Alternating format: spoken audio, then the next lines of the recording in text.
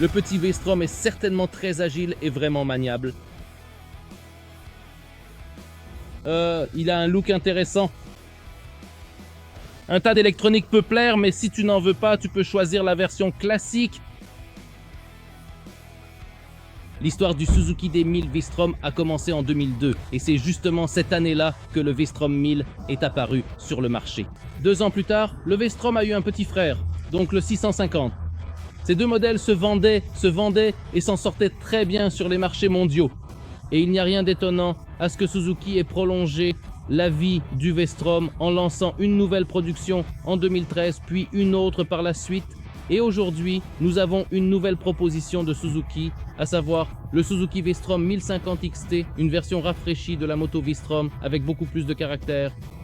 Suzuki affirme même qu'il s'agit du maître de l'aventure, le Master of Adventure. Le V-Strom est-il vraiment ainsi? Voyons cela.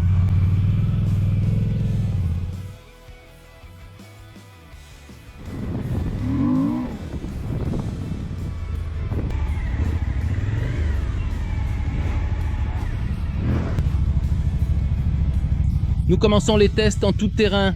Nous avons quitté la route, bon, peut-être pas pour du vrai tout terrain, mais pour des chemins de gravier.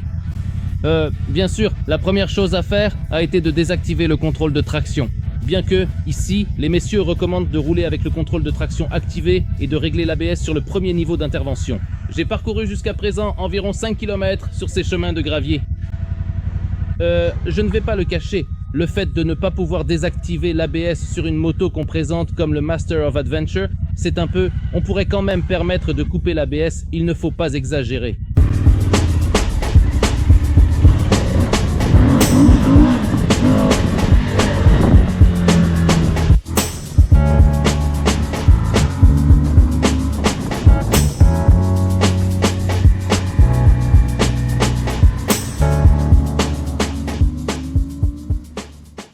Et j'ai encore une petite anecdote à propos de l'ancien V-Strom, le V-Strom. Le niveau de traction est réglé sur le premier niveau, donc celui qui permet le plus grand patinage. Tout récemment, j'ai testé ce modèle plus ancien du V-Strom et j'ai dit dans la vidéo que vous pouvez regarder sur notre chaîne YouTube que pratiquement à chaque accélération, la roue avant se soulevait légèrement et la moto accélérait, mais elle ne faisait pas de wheeling et n'était pas trop bridée. Cette fois, je suis parti à fond et la puissance était très fortement limitée. Le contrôle de traction m'a constamment bridé. Je soupçonne qu'il faudrait tout simplement le désactiver complètement.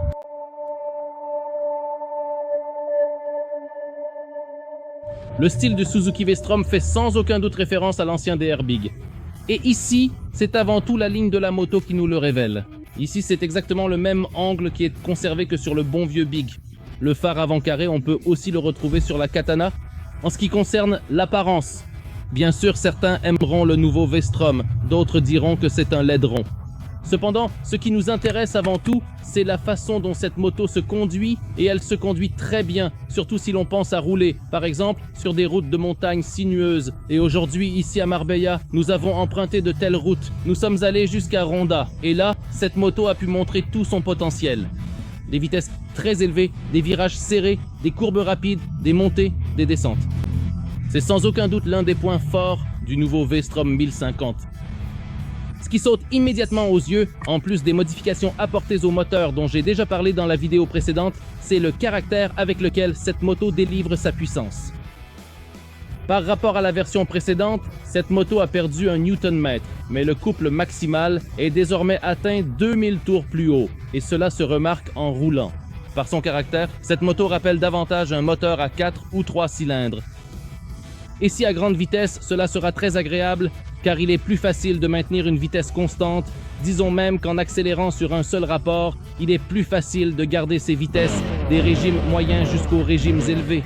La courbe de puissance, comme je vous l'ai montré hier, ne chute pas de façon drastique, elle reste stable et est plus régulière que sur l'ancien moteur. En revanche, cela se fait au détriment des bas régimes et c'est ce que l'on remarque en tout terrain. Lorsque nous sommes arrivés sur des routes en gravier, il est beaucoup plus difficile de mettre la moto en glisse. Tout simplement, en utilisant la poignée des gaz en première, c'est possible sans problème. En seconde, il faut déjà utiliser un peu l'embrayage et le relâcher brusquement, car cette moto a simplement besoin de plus de tours pour atteindre toute sa puissance. En restant sur le sujet du gravier, il faut parler du gravier. Il faut mentionner que cette moto n'est pas une machine tout-terrain, tout comme aucun des V-Strom ne l'a jamais été. Bien sûr, nous nous sommes aventurés avec eux sur des terrains accidentés. Bien sûr, nous avons roulé dans des endroits sauvages, mais ce n'est pas l'élément naturel de cette moto. L'élément naturel de cette moto, ce sont justement les virages de montagne, la conduite rapide et le plaisir de rouler. Le nouveau V-Strom 1050 XT a reçu tout un ensemble d'électronique, une toute nouvelle électronique. Ici, en plus du contrôle de traction, de l'ABS et de leur réglage, nous pouvons contrôler le système SDMS, c'est-à-dire la façon dont la moto délivre la puissance, niveau A, B et C. Le mode A est destiné à la conduite sportive. Le mode B est un peu plus doux, tandis que le mode C délivre la puissance de façon nettement plus progressive. En accélérant, vous ne ressentirez pas de secousse. La conduite est plus confortable, mais la puissance maximale reste la même et, déjà à moyen régime, le moteur délivre la même puissance. Pratiquement la même chose. C'est plat, donc ici, vous pourrez atteindre des vitesses encore plus élevées sans aucun problème, mais simplement en conduisant plus vite et en vous déplaçant plus confortablement. Suspension. Les ingénieurs de Suzuki se vantent d'avoir été modernisés.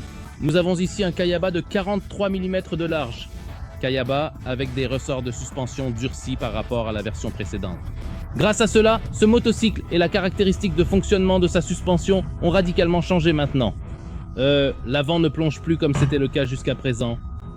Il est beaucoup plus facile de rouler sur les trous, sur les sections rapides en gravier, donc c'est bien. En plus, nous avons un réglage complet à l'arrière et à l'avant. Je dois vérifier la garde au sol de la moto dans le catalogue, mais il me semble qu'elle a augmenté, car ce V-Strom ne ressemble plus à une moto qui traîne son moteur par terre. Dans la version XT, nous avons une bulle réglable. Il est pratiquement impossible de le faire en roulant. J'ai essayé 2 fois, j'y suis arrivé, mais c'est vraiment de la minutie. Nous avons un réglage de la selle avant, mais j'ai montré la selle arrière parce que c'est sous la selle arrière que se trouvent les outils dont nous avons besoin pour dévisser 2 vis et tout soulever vers le haut. Et ici, nous avons encore des choses sympas. Si on retire la clé du contact, qu'on l'insère ici, qu'on la tourne et qu'on enlève la selle passager, on trouve une brochure à l'intérieur. Voilà. Toutes les informations, au cas où je me perdrais, seront sûrement utiles, parce que je suis une matraque en caoutchouc pour frapper. Une prise allume-cigare. C'est quelque chose de très utile pour le camping, par exemple. On peut y brancher quelque chose pour le recharger pendant la nuit. Qu'est-ce qu'il y a ici? C'est... Moi-même, je ne sais pas ce que c'est. Ici non plus, je ne sais pas ce que c'est. Et où sont les outils promis pour changer les réglages? Parce qu'il faut dévisser ces petites vis pour régler le siège. Elles sont ici. Maintenant, comment l'installer? Je vais vous le montrer, c'est très simple. Hop, et on peut partir. Enfin, nous avons un large support pour brancher le GPS. Enfin, par rapport à pratiquement toutes les motos du marché. Très souvent, ce support est très étroit, ce qui fait que ces fixations en forme de U tiennent mieux, car elles s'accrochent à des éléments de plus grand diamètre, ce qui rend tout simplement les choses plus faciles. L'écran d'affichage. Sur l'écran, on retrouve tous les éléments nécessaires et la commande est très simple. Nous avons un seul bouton mode. Vers le haut, vers l'arrière. C'est également avec ce bouton que l'on règle, la position, le contrôle de traction et ainsi de suite. Il faut utiliser le frein 10 fois pour synchroniser l'ABS. De quoi s'agit-il exactement? Il s'agit du fait que Suzuki a introduit sur ce modèle un système qui adapte l'ABS au poids actuellement présent sur la moto. Si tu roules seul, tu pèses moins que si tu roulais avec un passager et aussi moins que si tu partais en voyage lointain avec une moto chargée. Tu dois utiliser le frein 10 fois pour que l'ABS adapte son fonctionnement. Tu n'as pas besoin d'activer l'ABS lui-même. Il suffit de freiner 10 fois, le contrôleur reçoit les données appropriées et grâce à cela, il ajuste l'ABS à ton poids et il fonctionne tout simplement mieux. Beaucoup d'entre vous connaissent sûrement cette frustration quand vous êtes arrêté sur une pente, disons à un stop, devant un panneau stop et que vous attendez que quelqu'un passe. Et vous ne pouvez même pas relâcher le frein, ne serait-ce qu'un instant. Suzuki a donc décidé d'introduire un système pour remédier à ce problème. Ainsi, lorsque le contrôleur détecte une inclinaison et que vous vous arrêtez avec la première vitesse engagée, le frein avant ou arrière s'active automatiquement. Je n'ai pas encore remarqué cela. Quoi qu'il en soit, le frein s'active et une lettre H apparaît ici, sur le tableau de bord, ce qui nous informe tout simplement que nous ne pouvons pas avancer, que la moto a le frein bloqué. Comment le relâcher? Il suffit de relâcher l'embrayage et de commencer à démarrer. Le frein sera alors libéré. Si cela ne nous plaît pas que le frein reste activé, il suffit d'appuyer 2 fois sur le levier de frein et c'est bon. Mon nouveau système préféré, une petite lettre H s'affiche là-bas et la moto ne recule pas. Puis en appuyant 1 fois, 2 fois, 1 fois, 2 fois, hop, il s'est relâché. Tiens. Il a lâché prise. Non? Oui. Ça tient. Il a lâché prise. Les changements dans le fonctionnement de la suspension sont visibles à pratiquement chaque instant du trajet. Comme je l'ai dit plus tôt, les ressorts sont plus rigides, surtout à l'avant, et cela se traduit par un confort de conduite, à mon avis. La moto ne plonge pas, même en tombant dans un trou. Il n'y a pas autant de bruit sur la moto. Bien sûr, on peut toujours tout régler à sa convenance. Mais aujourd'hui, il n'y avait pratiquement pas de temps pour ça. Donc même avec les réglages neutres, rouler ici, même sur des sections de gravier, était vraiment agréable. Avec le changement de couple, plusieurs choses changent également. Le nouveau V-Strom freine nettement moins avec le moteur. C'est du moins mon impression. J'ai roulé il n'y a pas si longtemps avec l'ancienne version et là le frein moteur était bien plus marqué et beaucoup plus puissant. Ici, il faut s'aider dans les virages, par exemple avec le frein arrière ou le frein avant.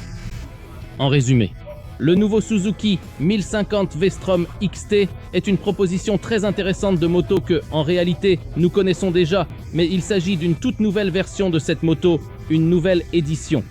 Donc, même si beaucoup de choses nous sont familières grâce à l'édition précédente, à la version précédente, cette moto est complètement différente à conduire, beaucoup plus moderne, et je pense que les ingénieurs ont vraiment pris à cœur les remarques que les clients leur ont faites au fil des années, car toutes ces choses qui, du moins pour moi, m'agaçaient dans la version précédente, ont pratiquement été éliminées.